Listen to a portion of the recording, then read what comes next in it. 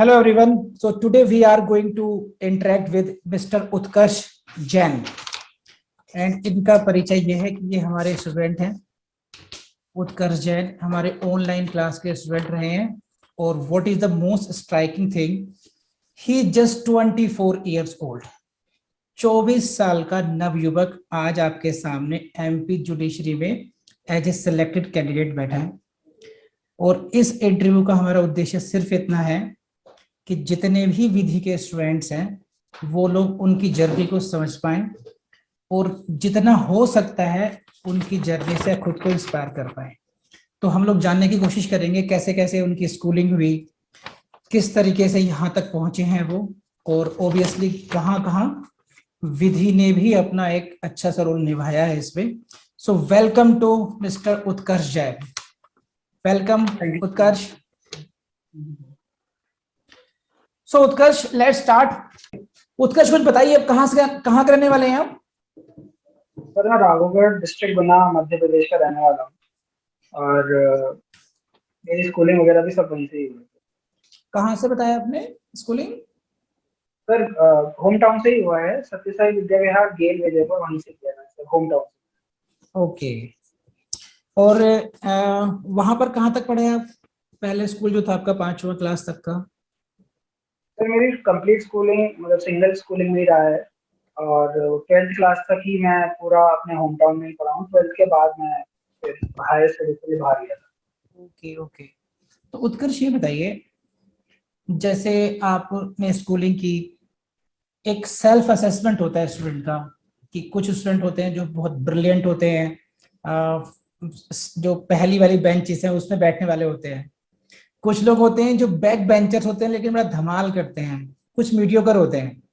तो जरा याद करो अपने स्कूल डेज में, जैसे आज तो आप जुडिशियल ऑफिसर बन चुके हैं, उस समय के जो उत्कर्ष जैन है उसको हम कहाँ प्लेस करते थे? तो स्कूलिंग जब तक मैं स्कूल में था तब तक तो मैं काफी मतलब मीडियोकर ही था, तो ऐसा कोई एक्स्ट्रा ऑर्डिनरी नहीं था अप टिल माय स्कूल.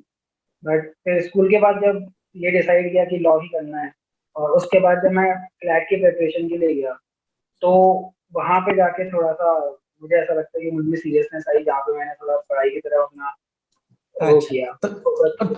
तो 12th तक की जो पढ़ाई है वो मस्ती वाली पढ़ाई रही. हाँ सर, कह सकते हैं इस तरीके से. हाँ, तो हम लोग कम से कम स्टूडेंट्स ऐसा कह सकते हैं कि जिन लोगों ने स्कूल डेज में बहुत अच्छी पढ़ाई नहीं भी करी है तो उनके लिए उत्कर्ष जैन एक एग्जाम्पल हो सकते हैं कि इससे बहुत फर्क नहीं पड़ता है कि अगर आपने स्कूल में परफॉर्म नहीं करा तो आप किसी अच्छी पोस्ट पे नहीं बैठ पाएंगे. बात यह है कि आप कितना अच्छा अपने को बाद में संभालते हैं. जैसा कि उत्कर्ष जैन ने बताया कि स्कूलिंग में बहुत एक्स्ट्रा ऑर्डिनरी भी नहीं है और बहुत वीक भी नहीं है. जैसे सबकी मिडिल क्लास टाइप स्कूलिंग होती है वैसी ही यात्रा इनकी रही है. And he became serious only while preparing CLAT. तो ये उत्कर्ष जैसे क्लैट में जाने का था, तो क्लैट में जाने का पहले से ही था डिसाइड या बाद में किसी ने, कैसे इंक्लिनेशन हुआ लॉ की तरफ? सर बेसिकली जो मेरे पापा हैं वो भी एक लॉयर हैं, तो मेरे फैमिली बैकग्राउंड जो था वो लॉयर बैकग्राउंड से ही था और भी कुछ कुछ रिलेटिव्स हैं मेरे जो लॉ फील्ड से बिलोंग करते हैं. तो मेरा हमेशा से ही था कि मेरे को पापा को सपोर्ट करना है, तो इसीलिए मैंने उस समय लॉ चूज किया. ओके. हालांकि इनिशियली मेरे को ऐसा लगता था कि मेरे को लॉयर बनना है, बट सब्सिक्वेंटली वो थॉट प्रोसेस चेंज हो गया. ओके. अपने पापा से या अपने सराउंडिंग से इंस्पायर हुए लॉ में जाने के लिए with the aim of becoming a lawyer, and you are saying कि बाद में आपका इंक्लिनेशन टुवर्ड्स जुडिशरी बना, डेवलप हुआ. तो ये आपने 5 ईयर कोर्स किया एलएलबी का? यस सर, 5 ईयर कोर्स किया from Nirma university Ahmedabad. Nirma university Ahmedabad से किया. Fine fine. तो ये आपके घर के पास में यूनिवर्सिटी कहाँ हुई है? सर ये बेसिकली हाँ सर कुछ गुजरात में है और आप रहने वाले एमपी के, राइट? गुणा के. 700 किलोमीटर. गुणा से बताया ना आपने? गुणा से. Yes yes yes yes. तो जब आपने एलएलबी में लिया एडमिशन तो वहां पे कैसी आपकी जो कॉलेज जर्नी थी, उसमें किस तरह के स्टूडेंट्स काउंट करोगे अपने आप को? मतलब ब्राइट स्टूडेंट्स में, या वहां भी आराम से मजे से बात चलती रही? नहीं सर, एक्चुअली वहां जब मैं गया तो काफ़ी एक्सपोजर हुआ, क्योंकि मैं काफ़ी स्टेट्स के लोगों से मिला था। तो वहाँ पे काफ़ी अच्छी-अच्छी सिटीज़ के भी स्टूडेंट्स थे। तो वो लोग काफ़ी चीज़ों में, मतलब उनके पास एक अपर हैंड था, जो शायद मेरे पास नहीं था, due to lack of facilities या जो भी था। तो इस वजह से जब वहाँ गया, तो वहाँ जब लोगों को देखा, तो उन लोगों को देखकर ये फ़ील हुआ कि नहीं, आपको भी काफ़ी मेहनत करने की ज़रूरत है खुद पे। तो वहाँ से फर्स्ट ईयर से ही मेरी वो जर्नी स्टार्ट हुई थी। तो तब से मैंने लोगों को देखा, मैंने कुछ-कुछ स्किल्स हैं जैसे वो डेवलप करना स्टार्ट किए, जैसे इंग्लिश स्पीकिंग हो गया, या जिन भी चीज़ों जो चीज़ मुझे लगती थी कि शायद एक अच्छी एसेंशियल चीज़ें हैं, वो चीज़ें मैंने वहाँ से डेवलप करना स्टार्ट किए सर। और रही बात मेरे एकेडमिक्स की, जो मेरे कॉलेज में था, फर्स्ट ईयर से ही सर मेरा एकेडमिक्स काफ़ी काफ़ी अच्छा था। मतलब मैं ऑलमोस्ट टॉप 5 या टॉप 3 में रहता ही था। तो कॉलेज से वो ऑटोमैटिकली चेंज शिफ्ट हो गया था, जो ओके। मेरा 12th में था, नया कॉलेज तो में। इसका मतलब ये है कि छोटे तालाब की मछली जब बड़े तालाब में पहुंची और फिर देखी उसने बड़ी बड़ी मछलियां, हाँ, वहां से एक यस, जज्बा जागा कि नहीं मुझे भी कुछ करना होगा, हाँ? तो यस सर, उत्कर्ष का फिर अब एक दूसरा अवतार सामने आना शुरू हो गया, जो टॉप 3 में, टॉप 4, टॉप 5 में अपनी जगह बनाएगा। यस तो सर। जैसे जैसे आपका ईयर ऑन पास होते रहे, ये कब डेवलप हुआ कि मुझे जज बनना है? सर सो बेसिकली हमारे काफ़ी जो लॉ कॉलेजेस है, वहाँ पे इंटर्नशिप्स का जो कॉन्सेप्ट है, वहीं से मुझे ये चीज़ थोड़ी सी लगी। मैंने जब एक्सपीरियंस किया, मैं इंटर्नशिप्स पे गया, तो मैं ट्रायल कोर्स की इंटर्नशिप पे भी गया, हाई कोर्स भी गया, सुप्रीम कोर्ट में भी गया था। तो वहाँ पे जो मैंने जजेस को देखा, जिस तरीके से वो, उनका स्टेचर होता है सोसाइटी में, या फिर वो खुद को कैरी करते हैं, या जो उनके पास रिस्पॉन्सिबिलिटीज या पावर्स है, कैसे वो उस चीज़ को हैंडल करके आगे चलते हैं। उस चीज़ ने मुझे बहुत फैसिनेट किया सर, कि नहीं, मुझे इस चीज़ की तरफ जाना चाहिए और इस पे अपना बेस्ट शॉट देना चाहिए। तो तकरीबन inter I think third year था जब मैंने डिसाइड किया। इंटर्नशिप करते हुए, इंटर्नशिप से चला पता। तो वहां पर आपको लगा कि वे एक जुडिशियल ऑफिसर है, किस तरीके से काम करते हैं, दैट अट्रैक्टेड टू यू। तो फिर वहां पर आपने जाके छोड़ दिया कि नहीं मुझे अब वकील नहीं बनना है, मुझे अब जज बनना है। हाँ। तो अभी जैसे थर्ड ईयर में एक हल्की सी थॉट होगी कि जुडिशरी तरफ जाना है, वो फर्मनेस की मुझे अब तैयारी करनी है, वो कब शुरू हुई? सर ये मेरी फोर्थ ईयर से हो गई थी, क्योंकि थोड़ा सा मैं क्लियर हो गया था अपने आप को लेके कि मुझे जुडिशरी में ही जाना है। तो मैंने अच्छा। अपने सब्जेक्ट भी अकॉर्डिंगली ही चूज किए थे, जो मुझे इवेंचुअली जुडिशरी में हेल्प करे, और उन पे ही थोड़ा इन डेप्थ और अच्छे कंसेप्ट, जो क्लियरिटी चाहिए थी, उसके हिसाब से पढ़ता हूँ। हाँ, तो मुझे लगता है कि ये जितने भी स्टूडेंट्स इंटरव्यू को देखेंगे वो इस बात से रिलेट कर सकते हैं कि स्टूडेंट को थर्ड ईयर और नहीं तो फिर फोर्थ ईयर तक बहुत सीरियस हो जाना चाहिए जुडिशरी के लिए। क्योंकि इनकी एज मैं आपको पहले बता दूं, पहले बता चुका दोबारा, he is just 24 at present. 24 years में सिविल जज बनने का मतलब है कि आप हाई कोर्ट तो पहुंचेंगे पहुंचेंगे, और हो सकता है किस्मत ने थोड़ा साथ दिया तो आप सुप्रीम कोर्ट ही पहुंच सकते हैं। 22, 23, 24 मजाक नहीं है इस एज में जज बनना। तो बहुत इंस्पायरिंग स्टोरी हो सकती है किसी के लिए भी। तो लर्निंग ये है मेरे ख्याल से कि थर्ड ईयर या फोर्थ ईयर में आपको सीरियस हो जाना चाहिए अच्छे तरीके से। तो फिर आपने कोचिंग का सोचा या सेल्फ स्टडी का सोचा उस समय, जब आपने सोचा कि भाई मुझे तैयारी करनी ही करनी है, अब ये जुडिशरी में जाना ही जाना है? फिर क्या हुआ उसके बाद तैयारी आपकी? सर जैसे ही मेरा खत्म हुआ एलएलबी, तो उसके बाद उस समय लॉकडाउन लग गया था सर।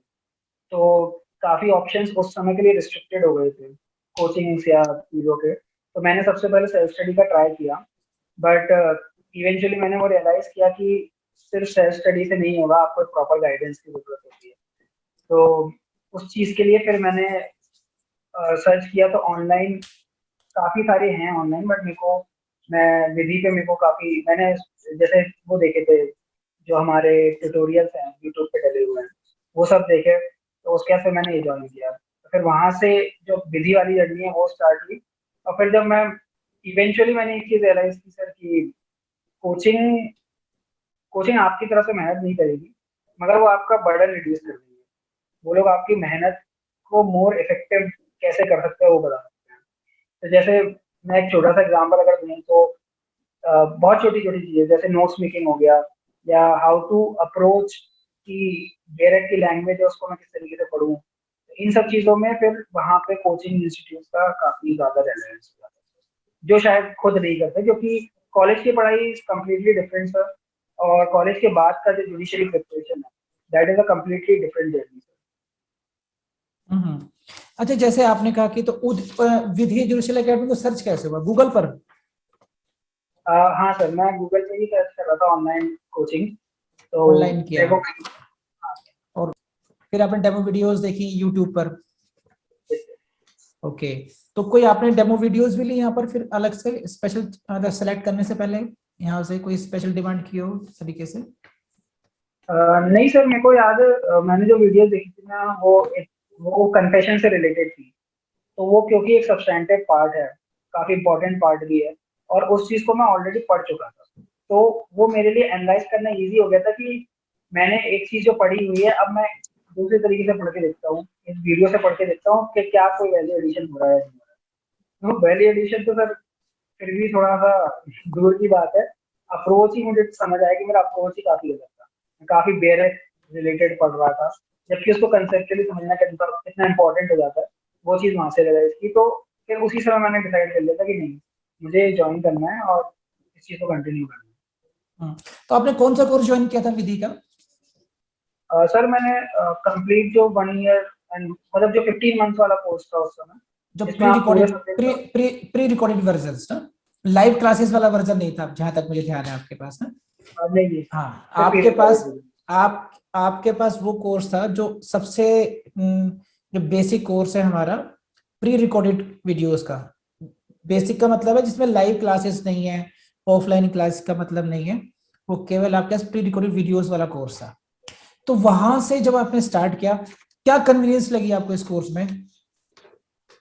सर प्राइमरीली तो फ्लेक्सिबिलिटी जो थी, वो काफी काफी ज्यादा इम्पोर्टेंट रोल था, क्योंकि अब जैसे मुझे कोई स्पेसिफिक टॉपिक पढ़ना होता था, तो मैं उस पार्ट को मंगा लिया करता था कि मेरे को ये टॉपिक पढ़ना है या रिवाइज भी करना है फॉर दैट मैटर, तो मैं उस चीज को मंगा के उस पर्टिकुलर टॉपिक को रिवाइज कर लेता था। इसके साथ जो साथ ही में पैरेलली जिस भी पार्ट के वीडियोस आते थे उसके नोट्स भी आते थे, तो उन नोट्स के साथ आप आपका नोट मेकिंग जो प्रोसेस रहता था वो काफी इजी हो जाता था। अब नोट्स की भी अगर मैं बात करूँ तो उसमें हाईलाइटेड पार्ट आते थे, बोल्ड में आ रहे हैं या इटैलिक्स में आ रहे हैं जो इंपॉर्टेंट चीजें हैं, तो वो जो चीजें हैं उनसे एक तो याद करने में काफी आसानी हो गई थी, प्लस मैंने जो खुद के भी नोट्स बनाए उन नोट्स को देख के, तो वो बनाना काफी आसान हो गया था, क्योंकि मुझे पता था कि ये चीज रेलेवेंट है, ये चीज रेलेवेंट नहीं है, तो इस तरीके से जो था सर पूरा प्रोसेस चलता गया फिर आगे। हम्म। अच्छा, पढ़ने का रूटीन क्या था फिर आपका? जैसे आपने बताया 2020 में आपकी एलएलबी हुई और आज 2020 अप्रैल है, you are here before me as a selected candidate, तो लेस देन 2 इयर्स कह सकते हैं, क्योंकि आपकी एलएलबी भी कंप्लीट आपकी जुलाई अगस्त में ही होगी, उससे पहले तो होगी नहीं, तो 2 साल से भी कम का टाइम है। ग्रेट, कॉन्ग्रेचुलेशंस, बहुत बढ़िया। तो जैसे मुझे ये बताओ उत्कर्ष, मैं तो समझाता ही रहता हूँ स्टूडेंट्स को बहुत ज्यादा अपने लेवल पर, है ना? बहुत कम टाइम लिया तुमने, और मेरे ख्याल से ये मिनिमम पॉसिबल टाइम है, इतना टाइम तो लगता ही लगता है किसी भी स्टूडेंट को, क्योंकि एग्जाम का प्रोसेस भी अपने आप में, पहले नोटिफिकेशन आएगा, फिर then there will be prelims, then there will be mains, then there will be interview, तो इट्स अ लेंथी प्रोसेस, तो उसमें इतना टाइम लगता ही लगता है। What was your way of learning and preparing, जो जैसे से आपने शुरुआत कैसे की? तो I want you to know your routine actually, 24 hours का जो आपका रूटीन था पढ़ने का, उसके बारे में बताओ थोड़ा सा। यस तो सर बेसिकली मैंने जो सही तरीके से प्रिपरेशन चालू की थी वो नोटिफिकेशन के बाद की थी, तो नोटिफिकेशन सितंबर 2020 में आया था, तो उस समय सर क्या था कि स्पेकुलेशंस काफी ज्यादा थे कि दिसंबर तक आपका एग्जाम हो जाएगा, तो मेरे पास सिर्फ 4 महीने थे टू प्रिपेयर इंटायर सिलेबस, तो फिर अब प्री रिकॉर्डेड वीडियोस का सर यही फायदा था कि मेरे को अगर लगता था तो मैं स्पीड तेज करके फिर उन वीडियोस को देखना स्टार्ट कर देता था। तो सर अगर मैं अपना जनरल रूटीन बताऊं, तो मैं अप्रोक्सीमेटली 12 to 13 आवर्स में डेली पढ़ता था, एटलीस्ट फॉर 4 मंथ्स मैंने वो बहुत ही डेडिकेटेडली फॉलो किया था। और इसके साथ साथ सबसे इम्पोर्टेंट चीज़ जो मुझे लगता है डिफरेंशिएट शायद करती है, that is the way you study या स्ट्रेटेजाइज, आप किस तरीके से कर रहे हैं चीज़ों को। क्योंकि शायद पढ़ाई सभी लोग कर रहे हैं सर, लॉ भी सब लोगों को आता है, but it's how you are managing each and everything, जिससे आपका जो आउटकम है वो मैक्सिमाइज हो सके। तो बॉस में भी सर काफी आपने जैसे काफी चीजों में हेल्प की है। मैं जो मुझे सबसे सबसे ज्यादा मतलब मेरे लिए इम्पैक्टफुल चीज रही होगी वो मेरा जो रिवीजन का आप एक छोटा सा फॉर्मूला बता देते कि आप दिन भर को अपने 100% में अगर टाइम में आप करते हैं डिवाइड, तो 25% टाइम जो आपका होना चाहिए वो रिवीजन में होना चाहिए जो आपने पिछले दिन पढ़ा है। तो वही मैं करता था सर, अगर मैं 12 घंटे पढ़ता था तो उसमें से मैं एटलीस्ट 2.5 से 3 घंटे रिवीजन के लिए देता था सुबह उठ के, उस चीज को रिवाइज करता था जो पिछले दिन पढ़ा है। तो इससे इनिशियली सर वो चीज समझ नहीं आ पा रही थी कि ये मतलब ये प्रोसेस क्या है कि मैं पहले वो पढ़ रहा हूँ फिर वापस सुबह उठ के वही चीज पढ़ रहा हूँ। बट इवेंचुअली जब एक सब्जेक्ट खत्म हो रहा था तो मैंने रियलाइज किया कि उस सब्जेक्ट पे मेरी क्लैरिटी बहुत ज्यादा आ गई है, क्योंकि मैंने नॉर्मल तरीके से भी पहले चीजें पढ़ी थी जिसमें मैं रिवीजन नहीं करता था, और मैंने एक सब्जेक्ट बिल्कुल इस टेक्निक से पढ़ा जिससे मैं रिवीजन करता था। तो उन दोनों की जो क्लैरिटी थी और उन दोनों में जो रिटेंशन था उसमें काफी डिफरेंस था।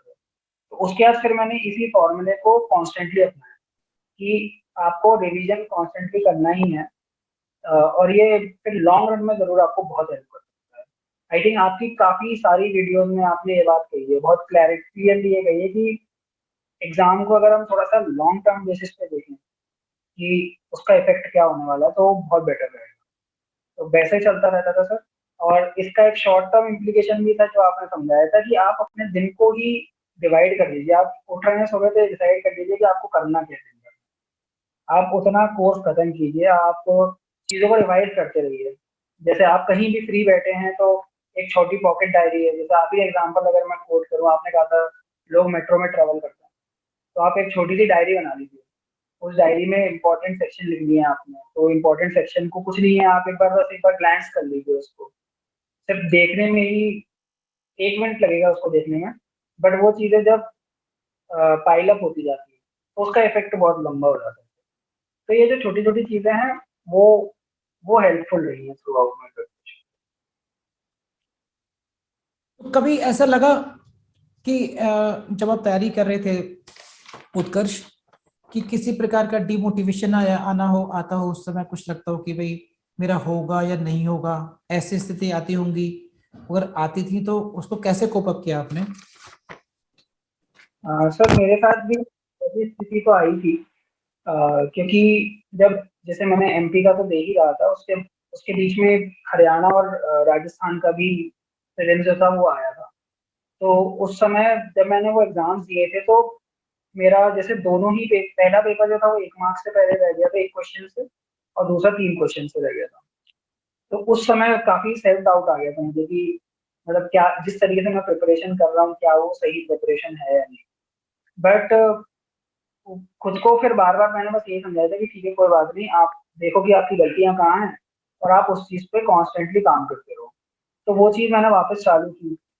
तो मेरा ये बहुत स्ट्रांगली मानना है सर इस चीज पे कि सेल्फ डाउट जो होता है वो नहीं आना चाहिए, आपको अपनी प्रिपरेशन पे कॉन्फिडेंस होना चाहिए कि मैंने जो प्रिपेयर किया है आई नो वो मैंने अच्छे से प्रिपेयर किया है। हाँ मैं उसको और बेटर तरीके से कर सकता हूँ, बट जो मैंने प्रिपेयर किया है वो सही किया है। अब सर ये जो था फेज 1 से 1.5 महीने चला था, और सब्सिक्वेंटली फिर मेरा हरियाणा भी क्वालिफाई हो गया था, क्योंकि एक दो क्वेश्चन हाई कोर्ट ने चेंज किए थे, तो वो भी मेरा क्वालिफाई हो गया था। तो उस सब चीज़ों से बस यही चीज़ मैंने सीखी थी सर कि अपने आप पे कॉन्फिडेंस रखना कितना ज़रूरी है, अपनी मेहनत पे, अपनी पढ़ाई पे। और हो सकता है कभी कभी शायद रिजल्ट अपने फेवर में ना आए, बट उसका मतलब ये नहीं कि आपने पूरी प्रिपरेशन ही गलत की है। काफ़ी और फैक्टर्स हैं जो शायद इम्पैक्ट आ। अच्छा उत्कर्ष, इसमें जैसे नोट्स मेकिंग अपने आप में एक एक आर्ट है, हर एक स्टूडेंट अपने आप में नोट्स बनाता है। तो नोट्स बनाने में कुछ आपकी कुछ हेल्प हुई कोचिंग से? कुछ किस तरीके से नोट्स आपने बनाए, कैसे रहा वो वाला, वो जो जो स्पेसिफाइड जो क्वेश्चन पूछ रहा हूँ रिगार्डिंग द नोट्स, उसमें कुछ बताओ। ये सर मुझे लगता है कि सबसे सबसे ज़्यादा इम्पोर्टेंट जो एस्पेक्ट है प्रिपरेशन का वो नोट मेकिंग ही है। अगर आपके नोट्स नहीं है परफेक्ट, या कुछ भी गलत हैं किसी भी अलग तरीके से हैं, तो शायद वो आपको फिर नेगेटिव या घातक हो सकते हैं। तो ये मेरे साथ हुआ है सर पर्सनली, मतलब मैंने पहले नोट्स बनाए थे तो मैं काफी हद तक डायरेक्ट को ही वापस लिख देता था, या किसी रेफरेंस बुक को देख रहा हूँ तो मैं उसको लिख देता था।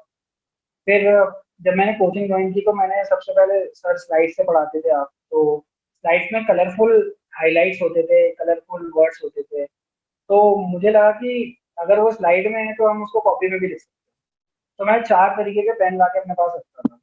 उसके बाद वो कॉपी करता था और उन पेन से ही मैंने हर चीज़ को डेजिग्नेट कर दिया था कि अगर मैं किसी भी सेक्शन के या किसी भी टॉपिक का एसेंशियल लिखूंगा तो मैं वो रेड कलर से ही लिखूंगा, अगर उसका एग्जाम्पल लिखूंगा तो ग्रीन कलर से लिखूंगा।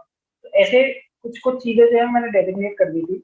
अब वो उसके साथ 2 फायदे थे जो मुझे लगे थे। पहला तो कि अगर मुझे जल्दी में रिवीजन भी करना होता था तो मुझे पता है कि अगर मैं एसेंशियल पढ़ना चाहता हूँ तो मैं सिर्फ वो लाल वाले पॉइंटर्स देख लेता था कि इस टॉपिक के ये एसेंशियल्स हैं, तो उससे मेरा जल्दी रिवीजन भी हो जाता था।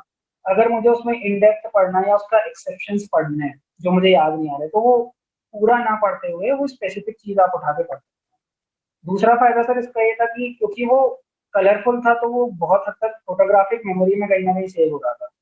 क्योंकि एक समय ऐसा आ गया था सर कि मुझे मेरे नोट्स की फोटो याद आने लग जाती थी कि मैंने इस पेज पे शायद ऐसा ऐसा बनाया हुआ था, एक बॉक्स था उसमें ऐसा जा रहा था। तो कई बार वो चीजें भी अगर क्रूशियल टाइम पे आपको क्लिक लगी, आपके लिए तो काम बन ही जाते थे।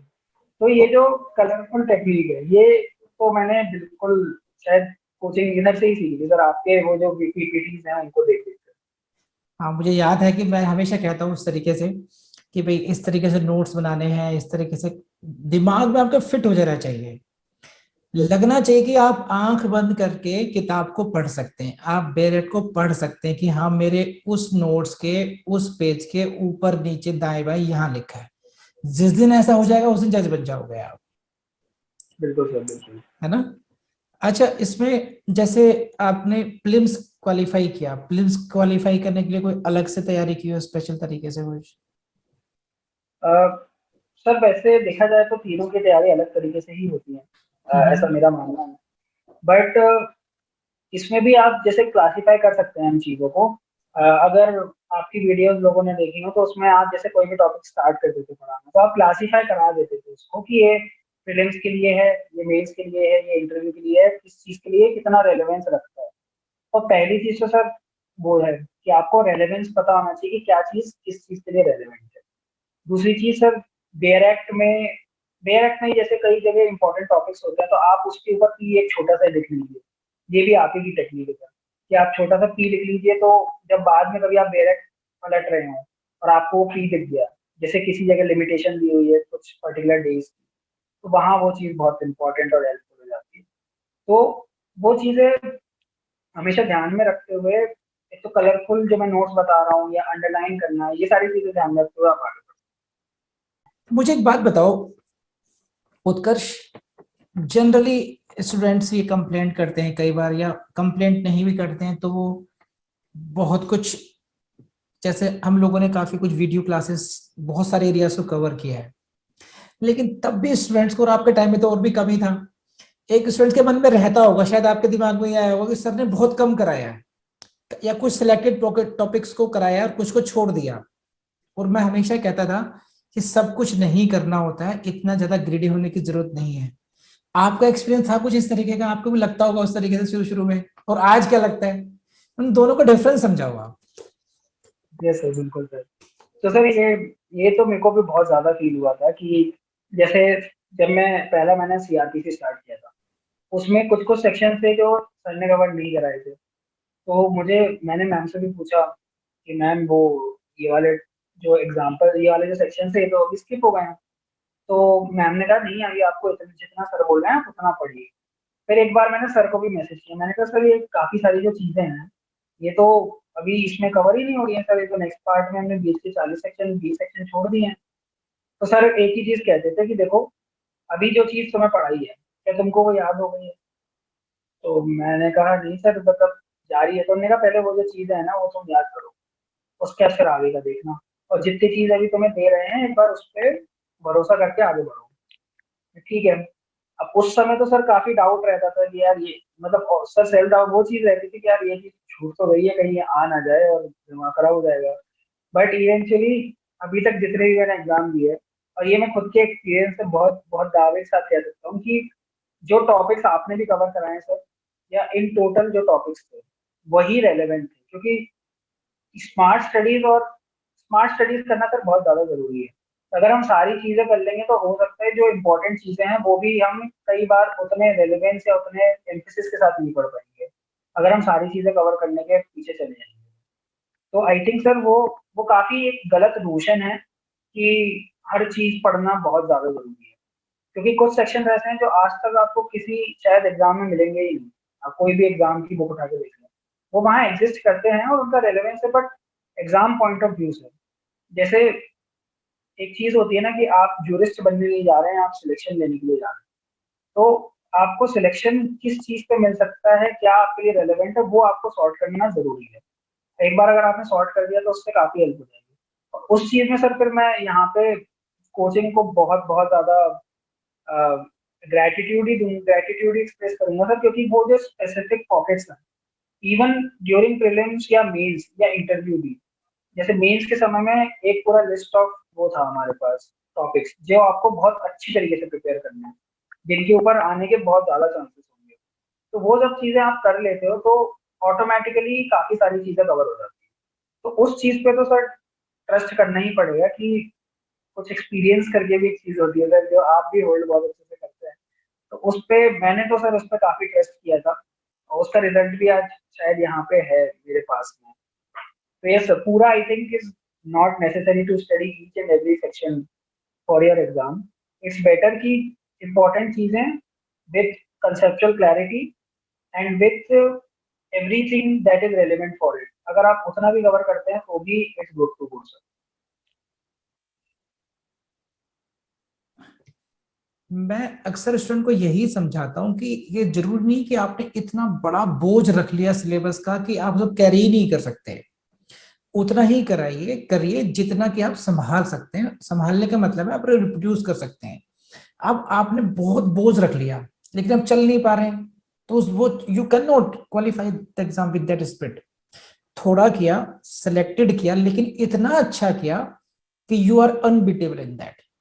दैट स्ट्रेटेजी है विच वर्क्स। और मुझे लगता है उत्कर्ष तुमने वो कर दिखाया। एंड ओनली फॉर दिस, मतलब I am personally thankful to you कि जो बात मैं नहीं समझा पाया स्टूडेंट्स को, वो शायद अब उत्कर्ष के सिलेक्शन समझ में आएगी बात। और मैं यहाँ पर्सनल सर मैं एक्सपीरियंस शेयर एक करूंगा। और चीज कहना चाहूंगा सर, कि जो लोग ये मानते हैं ना कि सारे सेक्शंस आर वेरी इंपॉर्टेंट, उसको उनको पहले एक एक बेसिक पैरामीटर सेट करना चाहिए कि आपको पहले बेसिक्स पूरा ही क्लियर होना चाहिए। वैल्यू एडिशन सर हमेशा होती रहेगी आपके नॉलेज में, वो कोई बात नहीं होती है। और आप बिल्कुल कितना भी पढ़ सकते हैं किसी चीज पे, बहुत जूरिस्प्रूडेंस है हमारे लॉ में, मगर पहले जो बेसिक्स है वो क्लियर होने बहुत ज्यादा जरूरी है, क्योंकि उसी के बेसिस पे आप बाकी आगे की चीजें जो है, फाउंडेशन जिसे हम कहते हैं, वो जरूरी है। तो फाउंडेशन करना बहुत जरूरी है। उसके बाद अगर आपके पास टाइम है तो सर कोई भी जितना पढ़ना चाहे उतना पढ़ सकता एग्जैक्टली। तो मुझे यही लगता है कि तुम्हारे थ्रू शायद मेरी बात को इन स्टूडेंट्स को ज्यादा समझ में आए कि ये जरूरी नहीं है कि हम सभी कुछ पढ़ें। देखिए 2020 में 2020 सितंबर में इस उत्कर्ष ने एडमिशन लिया और अप्रैल में फाइनल सिलेक्शन है। और 2020 में आई शुड कन्फेस कि उतना सारा सिलेबस जो आज है उस उतना रिकॉर्डेड भी नहीं था उस समय। है। काफी कुछ सिलेक्टिव था, क्योंकि पहले मैंने जो कराया था मैंने वही रिकॉर्ड कराया था जिसको करके मैंने क्वालिफाई किया। अब ये बात है कि क्योंकि कोचिंग की अपनी कुछ कंपल्शंस हैं, स्टूडेंट्स बार बार कॉल करते हैं कि सर ये रह गया, सर वो रह गया, तो हम लोगों ने फिर एड ऑन किया। एक बार समस्या आती थी कि साहब न्यूज लेटेस्ट जजमेंट्स की क्वेस्ट जो है वो है ना, मैं हमेशा कहता था कि रेलिवेंट है लेकिन इतना भी रेलिवेंट नहीं है कि उसके पीछे अपने बेसिक्स को खराब कर दो।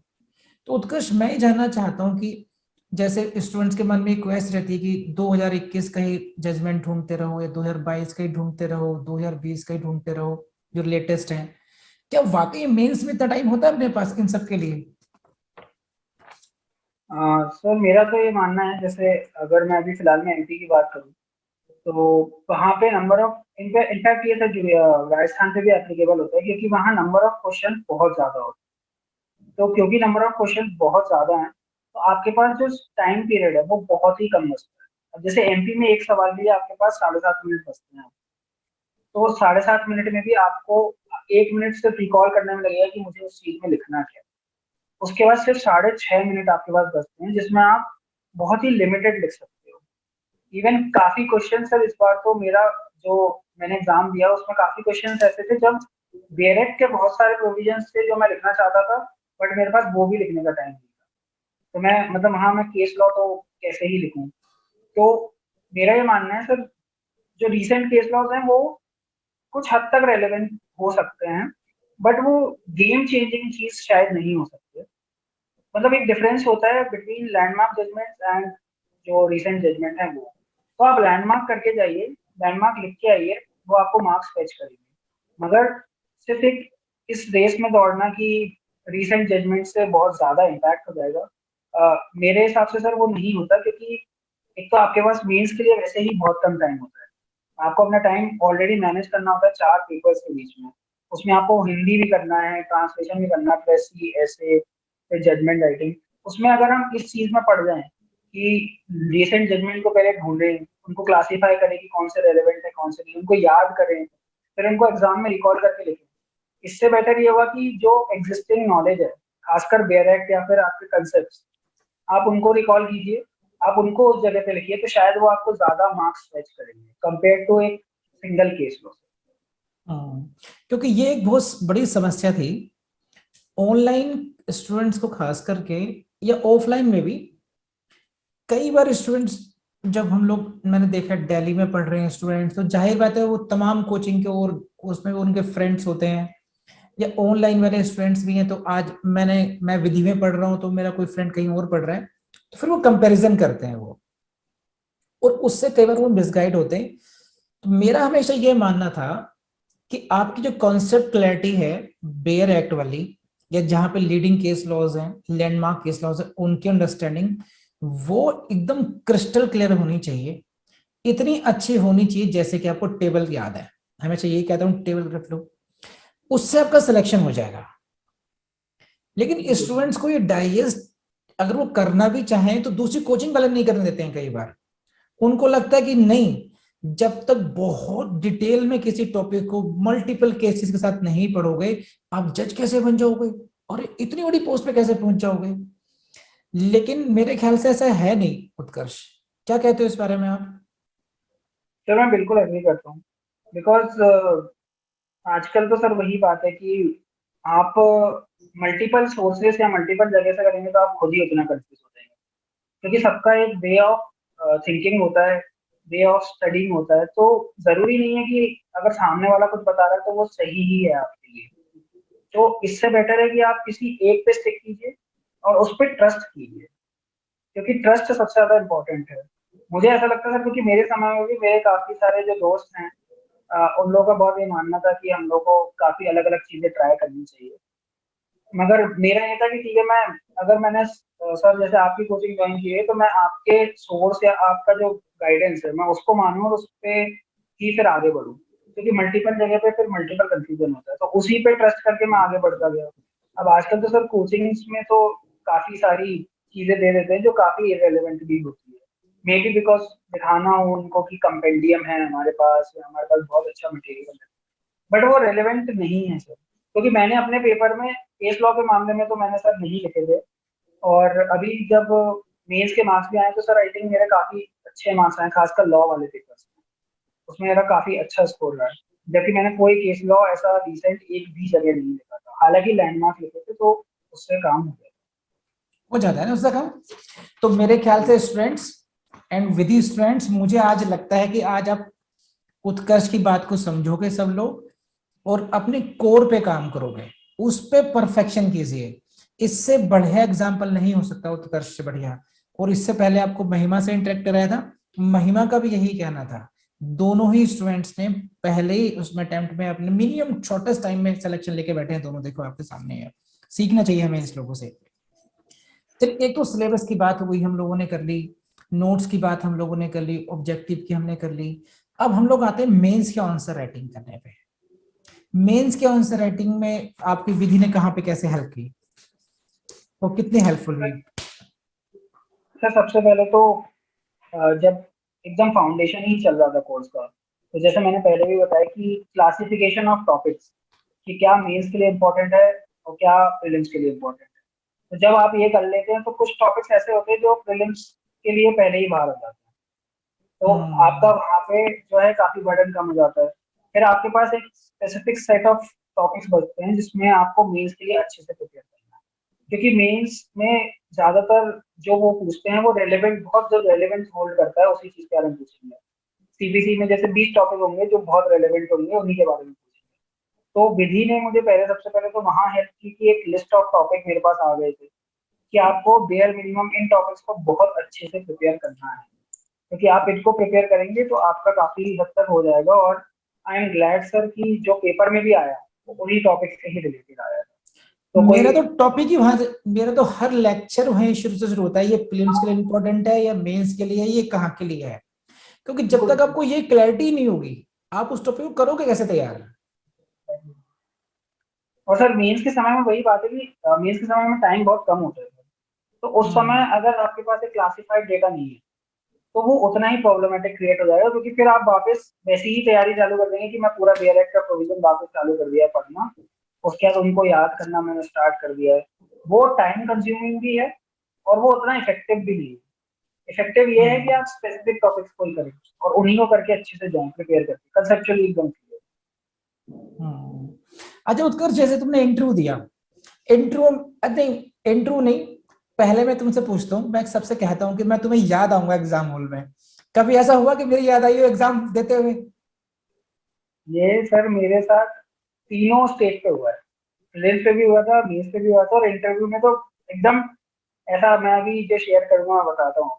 तो प्रीलिम्स में ऐसा ही दो सवाल आए थे सर, जहाँ पे मुझे वो फोटो याद आ गई जो आपने शायद पीपीटी पे बताई थी, और एकदम वो रेलेवेंट आई थी कि कहीं पे एक जगह लुनेटिक, जैसे 118 का है सवाल आया था कुछ, कि उसमें ओरल एविडेंस है क्या, किस तरीके के एविडेंस हो, ऐसे दो जगह मेरे को वो वेदी की पीपीटी याद आ गई प्रीलिम्स में। तो उस चीज पे मेरे को पहले तो वहां हेल्प हुई। दूसरा मेंस में वही बात याद आ रही थी, जैसे एक बार आपने एक सैंपल आंसर कॉपी चेक कराई थी, तो आई थिंक वो महिमा जी की थी। तो उसमें उन्होंने क्या क्या गलतियां की, कैसे उनको वो चीज सही करनी चाहिए थी, कहाँ वो प्रोविजन लिखना ही नहीं चाहिए था, कहाँ लिखना चाहिए था। वो चीज वहां से मेरे को, जब एक बार आपके दिमाग में कंसेप्ट चीजें क्लियर होती हैं कि आपको लिखना क्या है, आप इधर उधर की चीज, जैसे जो सवाल पूछा गया है अप टू द पॉइंट, क्योंकि उधर जब आप वो कॉपी चेक कर रहे थे तो वहां पे उन्होंने कुछ इररिलेवेंट चीजें भी लिख दी थी, तो आपने वही बोला था कि इस चीज की यहाँ जरूरत ही नहीं। तो वो चीज मुझे याद है। और सबसे इम्पोर्टेंट चीज सर जो इंटरव्यू था, उसमें मुझे याद है कि मेरे, जब मैंने आपको पर्सनल फॉर्म दिया था अपना, तो मैंने उसमें लिख के दिया था कि मैं जैसे मुझे नॉवेल्स पढ़ना पसंद है। तो सर ने डायरेक्टली पूछा था कि नॉवेल्स आपको क्यों लगता है कि how would it help you in judiciary. तो वहां मैंने थोड़ा सा वेग आंसर देना चालू कर दिया था कि सर वो लोगों के एक्सपीरियंसेस, जो भी चीजें मैंने बोला आंसर। तो sir was not impressed with that answer. तो जब मेरा इंटरव्यू खत्म हुआ था तो सर ने उस आंसर पे डिस्कशन किया कि अगर आपसे ऐसा कोई पूछे तो आपको ये बोलना है कि वो आपके एनालिटिकल स्किल जो है वो इम्प्रूव करेगा, वो आपको जजमेंट बनाने में उतना ही हेल्पफुल होगा या जजमेंट लिखने में उतना हेल्पफुल होगा। और जब मैं इंटरव्यू देने बैठा था तो मेरा तीसरा सवाल एकदम सेम सवाल था, सेम कि सवाल? बिल्कुल सेम सवाल था सर, कि नॉवेल्स आप पढ़ रहे हैं तो नॉवेल्स कैसे हेल्प करेंगे आपको जुडिशरी में, बिल्कुल सेम सवाल था। वाह। तो उस समय मेरे को वो चीज, उस समय वो चीज क्लिक की कि शायद अगर मैं वो वेग आंसर देता तो उसका एक इम्प्रेशन उतना पॉजिटिव नहीं जाता, या हो सकता है नेगेटिव भी जा सकता था। बट जो उस समय फिर मैंने आंसर दिया था, उस समय मैंने उन लोगों के रिएक्शंस भी नोट किए थे, तो वो लोग सेटिस्फाइड थे इस आंसर से, क्योंकि उसके बाद उन्होंने क्रॉस क्वेश्चनिंग भी नहीं की कि क्या है कैसा है। तो वो चीज इतनी रेलेवेंट थी कि मैंने 5 दिन अपने 6 दिन पहले इंटरव्यू में वो सारी चीजें कही, और वही सेम टू सेम चीजें मेरे उसमें आ गई। और it was one of the, I think, major question जो आया था, क्योंकि मुझसे वैसे ही काफी कम क्वेश्चन पूछे गए थे, तो उसमें से अगर एक क्वेश्चन या दो क्वेश्चन भी ऐसे आते हैं तो it makes a lot of difference. Actually क्या है, इसमें उत्कर्ष, एक तो आंसर राइटिंग क्लास होगी, आंसर राइटिंग होगी।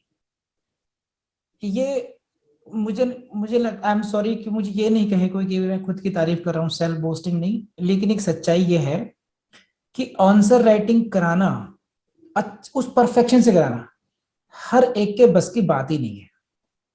वजह यह है कि जितने भी मैक्सिमम फैकल्टीज हैं, अगर हम क्लासिफिकेशन करें तो बहुत रेयर ऐसी हैं जिन्होंने इंटरव्यू को फाइनली क्वालिफाई किया है और वो किसी रीजन की वजह से बाहर आए हैं वहां से और फिर अपना पढ़ाई पे, टीचिंग उनका पैशन है।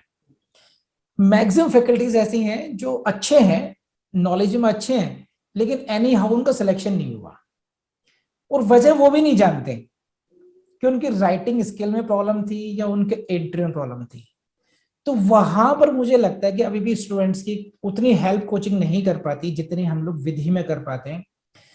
हम लोग की पूरी कोशिश ये होती है कि exactly to the point, perfection से कहाँ पे क्या गलती है। और शायद मुझे, I should thank to my department, जो मेरा डिपार्टमेंट रहा है डायरेक्टरेट ऑफ प्रोसिक्यूशन, वहां पर इतनी रिगरस प्रैक्टिस होती है हमारी वहां पर ट्रांसलेशन की, या क्योंकि हमें एविडेंस रिकॉर्ड कराने होते हैं, तो एविडेंस रिकॉर्ड कराते हैं उत्कर्ष, तो वहां पर आप इररेलेवेंट कुछ नहीं लिखवा सकते। आपको बहुत अटेंटिव, बहुत ब्रीफ में, बहुत तेजी से काम करना होता है दिल्ली में खासकर। तो उससे इतनी प्रैक्टिस हो गई, तो मुझे लगता है कि वो जो डिलीवरी अब स्टूडेंट्स को हो रही है ना, अगर आंसर राइटिंग क्लास को ढंग से ले लें स्टूडेंट्स, तो मुझे लगता है कि बहुत आगे जाएंगे उसमें। और सेम चीज आई यहाँ पर, देखो जब हम लोगों ने आईजीपी कराया यहाँ का इनटू गाइडेंस प्रोग्राम, जब हम लोगों ने कराया, स्टूडेंट्स एक्सपेक्ट कुछ और कर रहे थे, लेकिन मैंने कहा था कि नहीं, आपका इंटरव्यू कहीं और से हो सकता है। And I thank to God that helped you, कि वो एक 5-10 क्वेश्चन में से अगर एक क्वेश्चन इस तरीके से आ गया जिसका आपने इम्पैक्टफुल बढ़िया आंसर दे दिया, एग्जामिनर वहीं फ्लैट हो जाएगा। वो समझ जाता है कि बस इस बंदे के अंदर वो स्किल है जो हमें चाहिए। तो तुम, थैंक यू, तुमने मुझसे शेयर की बात है, इससे मेरा भी कॉन्फिडेंस जनरेट होता है कि हाँ, we are going on the right direction. क्योंकि आपकी वजह से वो गाइडेंस मिला sir, thank you so much. नहीं, थैंक यू उत्कर्ष, थैंक्स तो मैं, मुझे तुम्हारा करना चाहिए। देखो विदिन तो कही गया, लेकिन हम सबका कर रहे हैं, but you gave me opportunity to prove विधि हम लोग क्या कर रहे हैं, आज हम लोग शो कर सकते हैं, और इससे बहुत सारे स्टूडेंट को सीखने का मौका मिलेगा कि वो किस डायरेक्शन में जा रहे हैं या क्या उनको करना चाहिए।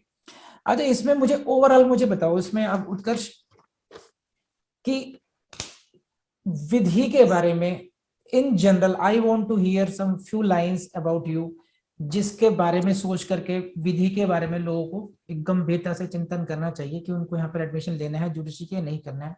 रिकॉल करके अच्छे तरीके से कि क्या क्या तुम्हें अच्छा लगा विधि में, और why everyone should take admission in the Vidhi academy. Sir अगर मैं एकदम सिंपल लाइंस में कहूँ तो सबसे पहले तो मैं कहूँगा कि आजकल आई थिंक स्मार्ट स्टडीज करना बहुत जरूरी है। Hard work is a different thing sir, but smart studies उससे ज्यादा रेलेवेंट हो जाता है एट टाइम्स। तो अगर विधि को मैं सिंपल कहूँ एक लाइन में, तो वो यही होगा कि विधि ने मुझे ये सिखाया है कि स्मार्ट स्टडीज कैसे करनी है। क्योंकि वरना मेरे लिए भी उतना ही डिफिकल्ट हो जाता कि मैं 1 या 1.5 साल में एक जुडिशियल एग्जामिनेशन निकालूं। क्योंकि नॉर्मली किसी कोचिंग का अगर मैं वो भी लेता, कोई भी सब्सक्रिप्शन लेता, तो कम से कम 18 से 20 महीने तो उनका कोर्स होता है। तो आज तक शायद मेरा कोर्स ही खत्म ना हुआ होता अगर मैं सिर्फ एक हार्ड वर्क के बेसिस पे चल रहा होता। बट यहाँ पे क्योंकि मैंने सिलेक्टिव पढ़ा है, जो पढ़ा है काफी इन डेप्थ और कंसेप्चुअल क्लैरिटी के साथ पढ़ा है, उसका इम्पैक्ट यह हुआ है कि मेरी स्टडीज भी तेज हुई है और मुझे टाइम मिला है अपने ऊपर भी रिफ्लेक्ट करने का कि मैं क्या पढ़ रहा हूँ क्या नहीं पढ़ रहा हूँ। कांस्टेंट टेस्ट होते थे सर कोई भी टॉपिक पे। उसके अलावा जो भी बीच बीच में चीजें चलती रहती थी कि बेस कोई भी जैसे आपने आंसर राइटिंग डिस्कस कर लिया या लाइव क्लासेस हो रही हैं, कुछ हिंदी क्लासेस हो रही थी, तो ये सारी चीजें जो थी एक मिक्स बैग चलता रहता था। तो वो सारी चीजें अगर आप अपनी खुद की कंसिस्टेंसी और हार्डवर्क से कर रहे हैं, और खासकर आप सर के, एक बार आप सर के एक्सपीरियंस पे बिलीव कर रहे हैं, ट्रस्ट कर रहे हैं कि वो जो कह रहे हैं वो सही कह रहे हैं क्योंकि वो एक्सपीरियंस है इस चीज पे, तो फिर वो आपको काफी हद तक पार लगा सकता है। नहीं तो फिर हार्ड वर्क तो सर शायद सभी कर रहे हैं, लोग 5-5 साल में शायद दे देते हैं इस एग्जामिनेशन को। हार्ड वर्क उनकी भी कहीं कमी नहीं होती है, बट डिफरेंस वही आता है कि आप स्मार्ट वर्क कितना करते हैं। तो स्मार्ट वर्क के लिए मतलब 100% जो मैं हूँ वो विधि की वजह से हूँ, क्योंकि स्मार्ट वर्क उन्होंने सिखाया विधि जुडिशियल अकेडमी की वजह से। अब भले ही वो मेरी नोट्स मेकिंग की वो हो, क्योंकि मैं पहले नोट्स बना चुका हूँ, मैंने विधि जुडिशियल अकेडमी के बाद में नोट्स बनाए हैं, बहुत डिफरेंस है उन नोट्स में। मैं पहले शायद डायरेक्ट पढ़ता था, पहले मैं जिस तरीके से डायरेक्ट पढ़ता था, बाद में डायरेक्ट को किस तरीके से पढ़ रहा हूँ, एक एक शब्द को तोड़ के, उसमें बहुत डिफरेंस क्रिएट हुआ है। और वो डिफरेंस जो छोटा सा डिफरेंस है, जैसे सर बताते थे, मेरे को याद है सर ने कहा था कि mains answer writing is all about getting something better than other. आपको यहाँ पे 100 में से 100 मार्क्स नहीं चाहिए, आपको ये चाहिए कि हर क्वेश्चन में आपका आधा मार्क्स एक्स्ट्रा हो दूसरे से। और इफेक्टिवली क्यूमुलेटिवली उसका इफेक्ट ये होता है सर कि आप एक पेपर में 20 मार्क्स ज्यादा लेके आ गए या 40 मार्क्स ज्यादा लेके आ गए, और वही डिफरेंस क्रिएट करता है। तो उसके लिए आपको कहाँ किस एरिया में मेहनत करनी है वो सर शायद आप ही ने सिखाया। तो उसके लिए तो मैं बिल्कुल ग्रेटफुल रहूंगा विधि जुडिशियल अकेडमी को, बहुत ज्यादा, क्योंकि शुरू से लेकर आखिरी तक में तो ज्यादा पहली दिन से जो मैंने स्टार्ट किया था उससे आज का दिन interview, mains, prelims, even Haryana का प्रीलिम्स, क्योंकि हरियाणा के प्रीलिम्स के लिए मेरे पास काफी कम टाइम था, तो मैंने हमारा जो एक कोर्स बनाया था क्यूरेटेड स्पेशली फॉर हरियाणा का प्रीलिम्स का जो कोर्स था छोटा सा, वो मैंने ज्वाइन किया। उसमें पार्टनरशिप एक्ट, ये सारी जो भी मेजर माइनर एक्ट्स थे वो वहां मैंने कवर किए, वो देखे। तो ये सब क्यूमुलेटिव इफेक्ट है जिसकी वजह से आज मैं यहाँ खड़ा हुआ हूँ। तो उसका 100% श्रेय विधि जुडिशियल अकेडमी को जाता है। और मैं भले ही मैं शायद सर दूसरी कोचिंग में भी मैंने कुछ कुछ चीजें करी हूँ, बट जब तक आपका फाउंडेशन स्ट्रांग नहीं है तब तक ऊपर भी कोई आपके साथ कुछ नहीं कर सकता। तो जो फाउंडेशन बनाया है वो भी 100% क्रेडिट विधि जुडिशियल अकेडमी और विजेंद्र सर को जाता है। उन्होंने ऐसा फाउंडेशन बनाया कि उसके ऊपर ही फिर सारी चीजें बनती गई, और इवेंचुअली मेरे को खुद को भी अपना एक रिजल्ट मिला। अच्छा उत्कर्ष, एक क्वेश्चन मैं पूछूंगा आपसे, and that is only on the tricks, कि विधि जुडिशियल एकेडमी में आपको ऐसी कौन कौन से ट्रिक्स, मैं तो बहुत ट्रिक्स सिखाता रहता हूँ, है ना, आपने ऐसी कौन कौन सी ट्रिक्स को फॉलो किया, नंबर 1 2 3 करके बताओ, कि जिससे आपको बड़ी हेल्प मिली इस तरीके से, ट्रिक्स के पॉइंट पे। सर सबसे पहले तो जो ट्रिक थी वो थी बेसिक प्रिपरेशन, मतलब आपका दिन कैसे डिवाइड होना चाहिए। तो 25% is exclusively for revision and 75% is for new content. वो ट्रिक ने ही बहुत बड़ा मेरे मतलब पूरे प्रिपरेशन में रोल प्ले किया, क्योंकि वो मैंने पहले दिन से करा था और उसके बाद चलता गया। इसके अलावा सर एक स्पिरिचुअल, अगर मैं उस पर कहूँ तो सर कहते थे कि आप सुबह उठ रहे हो, सबसे पहले आप मेडिटेशन करो और आप डिसाइड करो कि आपको दिन में करना क्या है। मैनिफेस्ट करो कि आप क्या करना चाहते हो, आप जज बन चुके हो और उसका क्या क्या इन्फ्लुएंस है। वो चीज भी मैं फॉलो करता था और वो मैं आज भी फॉलो करता हूँ सर 1.5 साल के बाद। इसके अलावा सर जो आपको एक और ट्रिक अगर मैं बताऊं तो classification of topics is very important, कि प्रीलिम्स में क्या आने वाला है, मेंस में क्या आने वाला है, इंटरव्यू में क्या आने वाला है, वो आप हर टॉपिक के लिए डिसाइड कीजिए। इसके अलावा आप बेयर एक्ट में ही सारी चीजें नोट डाउन कर लीजिए। ये मत सोचिए कि शायद आपका बेयर एक्ट जो है वो गंदा हो जाएगा, क्योंकि आप नया बेयर एक्ट खरीद सकते हैं, वो आपके लिए नया आ जाएगा, बट आपको ये अपॉर्चुनिटी बहुत लिमिटेड मिलती है। उसमें ये मत सोचिए कि मेरा बेयर एक्ट गंदा हो जाएगा। वहीं पे जहां आपको लगता है कि ये प्रीलिम्स का है, सर भी बताते हैं कि ये प्रीलिम्स का पॉइंट हो सकता है, वहां आप छोटा सा पी बना दीजिए। तो जब आप कभी फ्यूचर में भी रेफरेंस ले रहे हो अपने बेयर एक्ट का, तो आपके सामने वो पी आए और आप उस पॉइंट को देखें। नॉर्मली आप उस चीज को स्किप कर सकते हैं। इसके अलावा सर कि नोट्स मेकिंग बहुत जरूरी है। इस तरीके से बनाइए कि वो आपके लिए हेल्पफुल हो।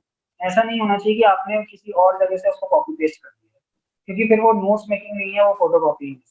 नोट्स इस तरीके से बनाए जाने चाहिए कि वो आपको समझ आए जिस समय आप समझना चाह रहे हैं, और वो आपको पूरी उस क्लास की याद दिला दे जो सर ने पढ़ाई है, आपने जो भी चीजें पढ़ी है।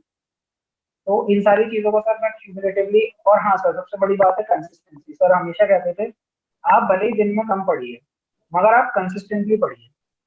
ऐसा नहीं होना चाहिए कि एक दिन आपने 12 घंटे पढ़ लिया, अगले दिन आपने 0 पढ़ा। इससे अच्छा है कि आप रोज 4 घंटे पढ़िए, 5 घंटे पढ़िए, मगर रोज पढ़िए, क्योंकि अगर आप वो रोज पढ़ते रहेंगे तो आपकी वो आदत डलती जाएगी और उसी में आप ये 25 और 75 वाला रूल अप्लाई कीजिए और अपनी मेहनत कंटिन्यू रखिए। ठीक है उत्कर्ष, और कुछ कहना चाहोगे जो मन में हो कुछ आपके? यही कहना चाहूंगा सर कि सर की बात को मैं वापस एक बार रिटेट करना चाहूंगा सर कि मैं शायद इतना फॉर्चुनेट हूँ कि मैं यहाँ आया भी और मेरा फर्स्ट अटेम्प्ट में निकला भी। बट जो फर्स्ट अटेम्प्ट में निकलने की खुशी आपको खुद भी होती है और आपके शुभ चिंतकों को या सर को भी जो हो रही थी, वो एक अनमैच्ड खुशी है। तो आप पूरी कोशिश कीजिए कि आप जो भी कर रहे हैं पहली बार में ही अपना 100% दीजिए। सोचिए मत, निकालिए। Paper is not that difficult. Sir अपना भी एग्जांपल देते थे कि उन्होंने किस तरीके से एग्जाम पेपर्स निकाले हैं, तो उनसे भी मोटिवेट होइए। समझिए कि एग्जाम का पैटर्न क्या है। बिल्कुल ऐसे हार्ड वर्क में मत जुट जाइए, स्मार्ट स्टडीज जरूर कीजिए और सर पे ट्रस्ट कीजिए क्योंकि वो एक्सपीरियंस हैं और उनका एक्सपीरियंस ही आपको बहुत हेल्प करेगा अगर आप उस एक्सपीरियंस को, उस गाइडेंस को इफेक्टिवली अप्लाई करते हैं। तो जो सर कह रहे हैं एक बार प्लीज मैं सबसे रिक्वेस्ट करूंगा जो देख रहे हैं, जो विधि के स्टूडेंट्स हैं, जो नहीं भी हैं, जो शायद यूट्यूब या जहाँ पे भी सर की वीडियो छोटी छोटी देखते हैं, कई सारी वीडियो सर की मोटिवेशनल चली गई है यूट्यूब पे। अगर आप उनको भी देख रहे हैं तो उनको एक बार फॉलो करके देखिए और आप कुछ समय तक फॉलो करेंगे तो आपको रिजल्ट भी दिखेगा कि उन उन चीजों का रिजल्ट क्या होता है। बस। Okay okay, thank you Utkarsh, thank you very much and I wish you all the best. जैसे तरक्की करते आए हो, जैसे नाम रोशन करते आए हो अपने माता पिता का, अपने बाकी पूरे मोहल्ले का, पड़ोस का, रिश्तेदारों का और विधि डिजिटल एकेडमी का, आई विश कि तुम हमेशा करते रहो एंड आई विश कि I would see you sometime in Supreme Court judge, as a Supreme Court judge because I can think for this 24 years is too young. तुम पहुंचोगे एक दिन, देख लेना, मेरी विशेष है ये, you will be in supreme court one day. बस एक बात ध्यान रखना, जो मैं कहूंगा अपने एक्सपीरियंस से, एक तो integrity as a judicial officer, बहुत सारे लालच आएंगे, इंटीग्रिटी को कभी डाउट, अब now you are a judicial officer, तुम्हें वैसे ही सोचना है, भगवान ने तुम्हें अपना एक दूत बना दिया है ना, God has selected you to discharge his functions. सोचो कितनी बड़ी बात है ये। तो इसमें 10-20 हजार, 50 हजार, लाख, 2 लाख, 10-20 लाख, 50 लाख कुछ मैटर नहीं करता, किसी भी पॉइंट पे no compromise on honesty and integrity. And दूसरी बात डेडिकेशन है, जो सर्विस है, जुडिशियल ऑफिसर की जो जॉब है, ये सर्विस, एक्चुअली सर्विस का मतलब सेवा, सेवा भाव से लगे रहोगे तो भगवान तुम्हें इतना देगा कि तुम संभाल नहीं पाओगे। कच्चे लालच में मत आना जिंदगी में कहीं भी। With these words Utkarsh, thank you very much. चलो, ये था इंटरव्यू उत्कर्ष जैन का। और आप लोग इस बात से एक बात समझ सकते हैं, देखिए कि अगर आप चाहें जैसा मैं कहता हूं तो आप फर्स्ट अटेम्प्ट में सेलेक्ट हो सकते हैं, या ये कह लीजिए मिनिमम टाइम में सिलेक्शन ले सकते हैं। 24 साल का लड़का अगर जज बन सकता है, जिसने 2020 में LLB कंप्लीट की और कोरोना टाइम में घर बैठ के पढ़ाई की है, सोचिए, और वो हमारे online judicial services foundation course का स्टूडेंट है, वो लाइव क्लास में भी नहीं था, ओनली प्री रिकॉर्डेड वीडियो से कर करके मेहनत करके उन ट्रिक्स को फॉलो करके now he has got the selection. तो मुझे ऐसा लगता है कि जो ऑफलाइन के जो स्टूडेंट्स हैं या जो लाइव क्लास भी कर रहे हैं हमारे यहाँ, उनके पास तो ज्यादा मोटिवेशन होना चाहिए इसको अपने को सिलेक्ट कराने का। तो मुझे ऐसा लगता है कि आप सब लोग उत्कर्ष की बातों को सीरियसली लेंगे। उसने जिस तरीके से पढ़ाई की है, आप उनसे सीख सकते हैं, आपका अपना तरीका हो सकता है, ऐसा नहीं आप वैसे ही करना शुरू कर दीजिए। तो जैसा कि उसने खुद बताया कि एक जो रिवीजन वाली बात है, मैं हमेशा कहता रहता हूं आप लोगों से कि रिवीजन कीजिए, रिवीजन आपको बहुत आगे तक लेके जाएगा। ये मत सोचिए कि आपका ये सेक्शन रह गया, वो सेक्शन रह गया, जितना कोर्स करा दिया गया है वो मोर देन एनफ है, मोर देन एनफ है, उसको अच्छा कर लीजिए। आंसर राइटिंग क्लासेस में जो ट्रिक्स सिखा दी गई हैं, उन ट्रिक्स को फॉलो करके करने की कोशिश कीजिए। और इंटरव्यू गाइडेंस प्रोग्राम तो खैर आपका भी कराया ही जाएगा जब आपका नंबर आएगा, वरना जो इंटरव्यू गाइडेंस प्रोग्राम को भी हम लोगों ने अब एक अलग से वीडियो कोर्स बना दिया, उससे भी सीख लेंगे आप लोग बहुत हद तक। तो अब देखिए जैसे तो ट्रिक्स बताई हैं अपनी, जो मैं बताता रहता हूँ आपको, रिवीजन की, क्लासिफिकेशन ऑफ टॉपिक्स की, कि कौन सा टॉपिक प्रीलिम्स के लिए करना है, कौन सा मेंस के लिए तैयार करना है आपको, नोट्स मेकिंग में आपको ट्रिक्स सिखाता रहता हूँ। तो देखिए सिखाते सबको हैं, एक फैकल्टी सभी को सिखाएगी, मेरे लिए सभी स्टूडेंट्स बराबर हैं, लेकिन दिक्कत कहां पर आती है कि स्टूडेंट्स फॉलो नहीं करते हैं प्रॉपर। तो आप किसी और कोचिंग से कंपेयर मत कीजिए, उनसे मिसगाइड मत होइए, उससे अपने को एक फियर फैक्टर मत डालिए। विश्वास कीजिए आप बहुत अच्छी जगह पढ़ रहे हैं और इसके बहुत अच्छे रिजल्ट आएंगे, और रिजल्ट आपके सामने भी हैं। ठीक है, with all these words, thank you very much for viewing this interview. Good luck, bye bye.